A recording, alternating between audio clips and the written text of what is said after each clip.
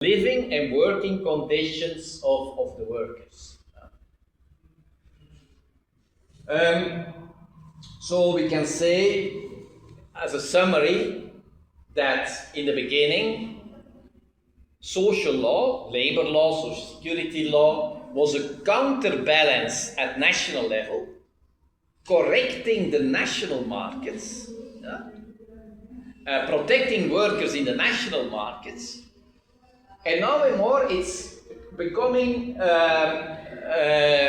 at European Union level an enforcement of economic policy.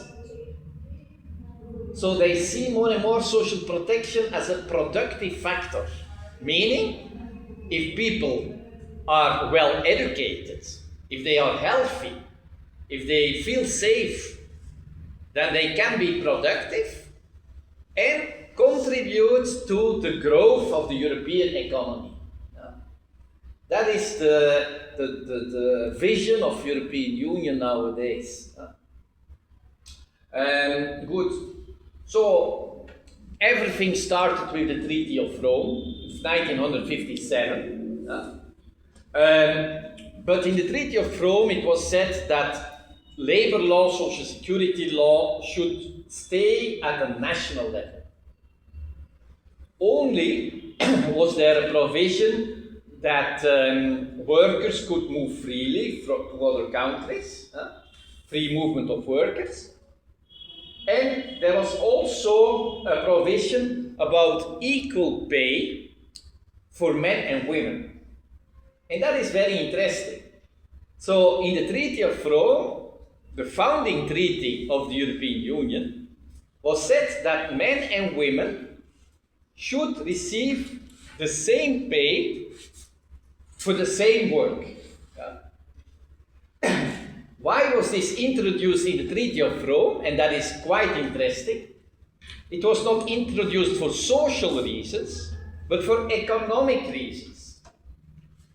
And the reason was that in France,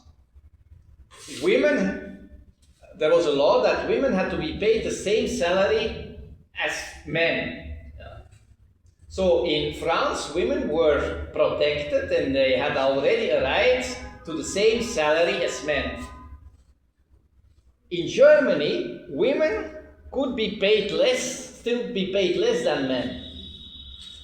And France said, well, if we make an internal market, then our companies in France will have a competitive disadvantage because they have to pay women the same salary as men.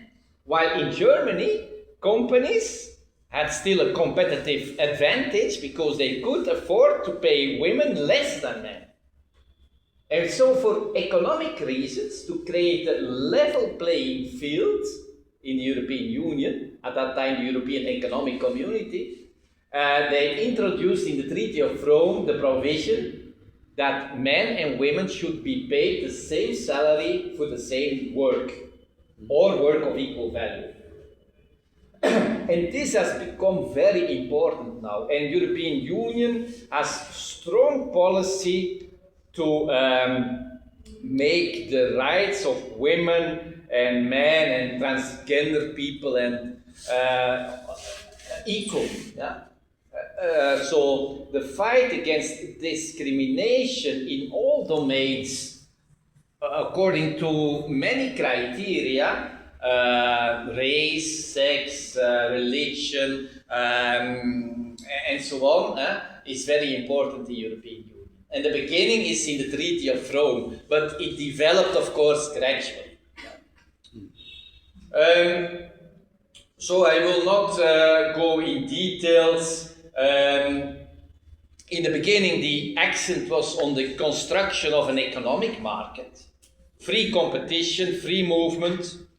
But then there was, in the 80s, President of the European Commission, very famous, Jacques Delors, and he said, well, if we have to legitimate the European project,